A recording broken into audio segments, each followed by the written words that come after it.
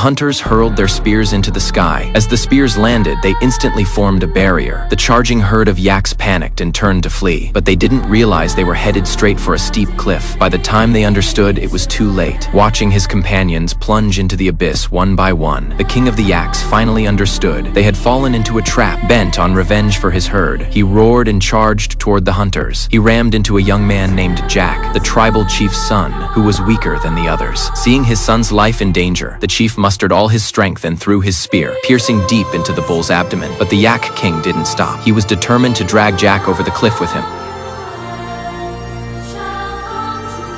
Miraculously, Jack did not die immediately. He managed to grab onto a rocky ledge partway down and hung suspended in midair, but the top was still over 30 feet away, making rescue extremely difficult. His father yelled for him to hold on, but Jack couldn't support his full weight any longer and fell once again. The chief called out his son's name for a day and a night, but heard no response. Eventually, he had to accept that his son was gone. What no one knew was that fate had given Jack one more chance. He hadn't fallen all the way into the chasm. Instead, he landed hard on a jutting ledge further down. A vulture landed on him and pecked sharply at his lips. The intense pain woke Jack. But when he looked down, he was terrified. The deep valley lay below him. His only choice was to try climbing up. Suddenly, his footing gave way, and he was left dangling once again, with no ledge left to stand on. It seemed all he could do was wait for death. Before long, a fierce storm swept in. Rain poured down the cliff face, and in his desperate state, Jack saw a glimpse of hope. The water level in the valley began to rise steadily. Then, at the very last moment, Jack let go.